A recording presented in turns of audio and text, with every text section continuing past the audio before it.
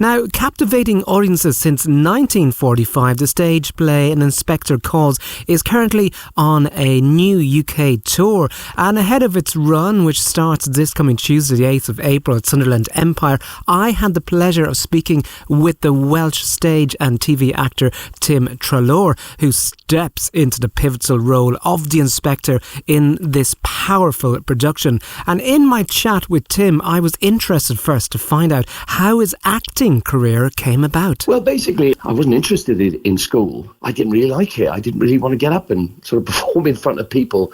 But then a friend of mine said, we were bored, after school. And he said, there's quite a good sort of drama club. Do you want to just come down and sort of meet people? So I said, all right, then go on. I went along once and suddenly, I don't know, something happened and the acting bug struck, because everyone in this amateur dramatics company was sort of over 70. So all these fellas had all fought in the war. Wow. And me and my mate were sort of 14, 15, and we were playing all the romantic leads. We were playing all the sort of young adult parts at 14, 15. So yeah, that's how it started, really. Right. I mean, I was 28 when I went. So I came out of drama school at 30. And, I've just been very lucky. You're currently performing in a timeless classic, An Inspector Calls. Yes, I am. Yeah, and it's a wonderful part. And it's heading to the northeast next week. At the Sunderland Empire, what can the audience expect when the curtain rises? Well, they're in for a treat. The opening is very dramatic as the curtains open. I won't spoil it. No, we don't want any spoilers. No, it's no interval. So it's 1 hour 40 all the way through. So it's like watching a sort of film. You'll be gripped, I promise you. It's very fast paced. Usually An Inspector Calls was done sort of very like a drawing room drama, quite sort of very British reserved and quite sort of like a sonorous pace almost. I suppose there's a lot of melodrama in it. It's very dramatic.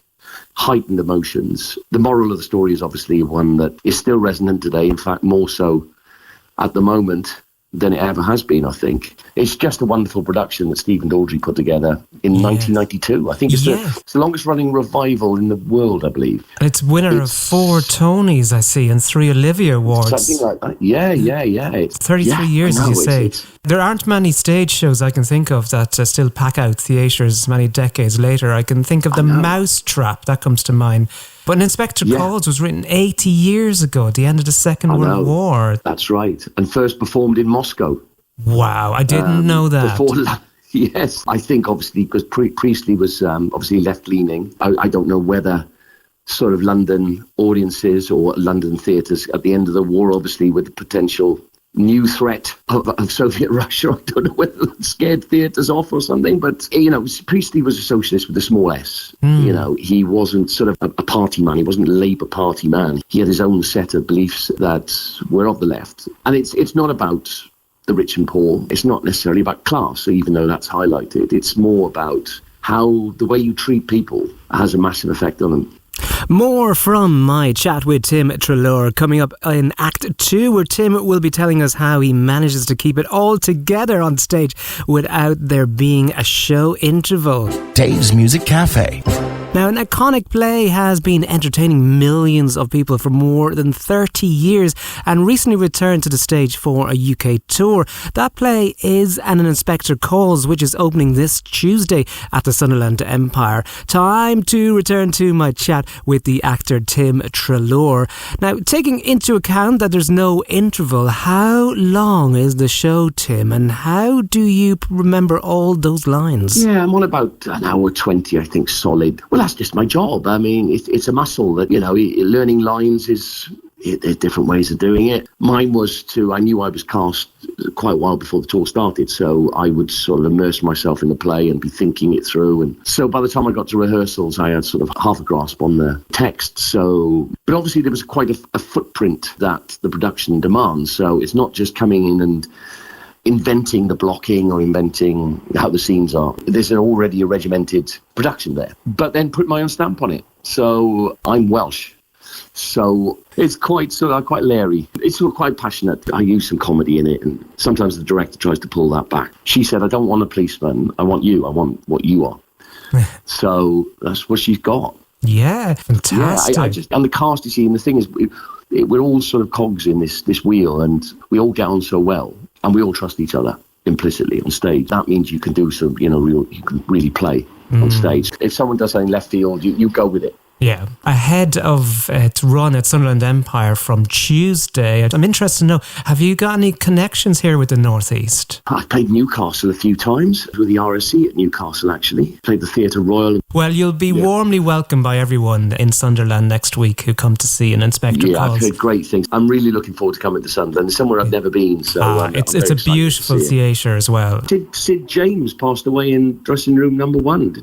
Yes, he did. Yeah, so I won't spend too much time in there then. I'll just put my costume on and get straight on stage. Now, just going to finish with some quick fire questions. If you could choose, Tim, somebody to perform with, like an actor on stage, it could be dead or alive, who would it be and why? I mean, I think everyone said De Niro. I'd love Robert De Niro or Al Pacino, someone like that. More close to home, Anthony Hopkins, perhaps. Wow, okay. Going for the big stars.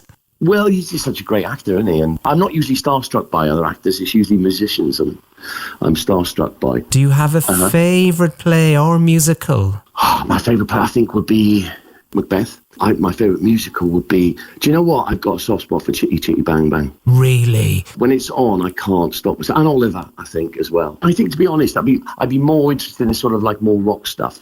I'm a big, massive Paul Weller fan. Right. If there's a musical with Paul Weller score, that would be the one. Do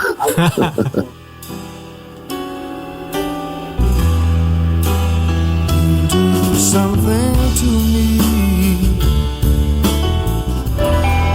You never know, Tim's wish for a Paul Weller musical might come true. It's probably time for a sort of stage biopic to be made about that singer's life. My thanks to Tim Treloar for taking the time out to speak to me about the show. An Inspector Calls ahead of its run starting at the Sunderland Empire this coming Tuesday.